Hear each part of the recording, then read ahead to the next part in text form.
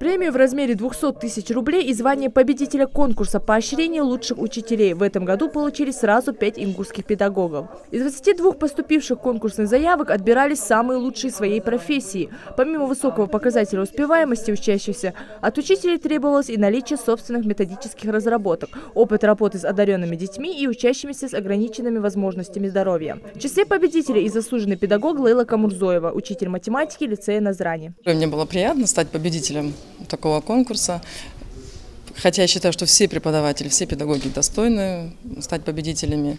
7 лет подряд тысячи педагогов по всей стране получают денежные поощрения в рамках этой программы. В каждом регионе создана специальная комиссия и экспертный совет, который оценивает конкурсантов. Но перед этим каждая школа сама отбирает кандидатов и собирает портфолио учителя. Правила и условия конкурса постоянно меняются, чтобы облегчить процесс участия педагогам. Он отличается от предыдущих годов тем, что денежные поощрения приводились непосредственно на счета победителей, минуя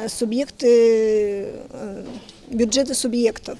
Обменяться опытом проведения конкурса с нашей республикой решили коллеги из других регионов СКФО. Это Кабардино-Балкария, Осетия и Чечня. Межрегиональное совещание, посвященное организации проекта «Поощрение лучших учителей», открывает министр образования республики. Наша встреча сегодня – это прекрасная возможность обсудить очень важный вопрос в системе образования, как поощрение лучших учителей.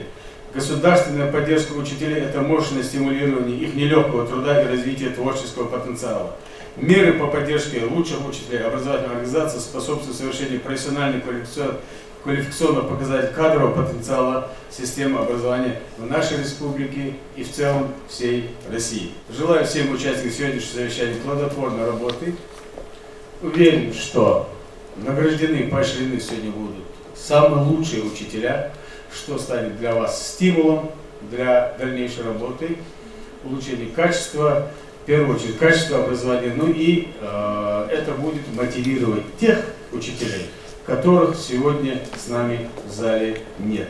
Проведение конкурсного отбора, требования к оформлению соответствующих документов, проблемы и риски реализации проекта. Через видеосвязь коллеги делятся своим мнением, опытом и достижениями. Так, в Чеченской Республике впервые за несколько лет победителем конкурса стал педагог-мужчина, преподаватель изобразительных искусств. И это не единственное достижение коллег. В 2017 году, как, впрочем, за все времена реализации мероприятий, ни одного заявления по процедуре проведения конкурса на апелляцию не поступило. После прочтения докладов совещание продолжилось в формате вопрос-ответ. Организаторы надеются, что сегодняшний обмен опытом поможет значительно облегчить процедуру проведения конкурса в следующем году.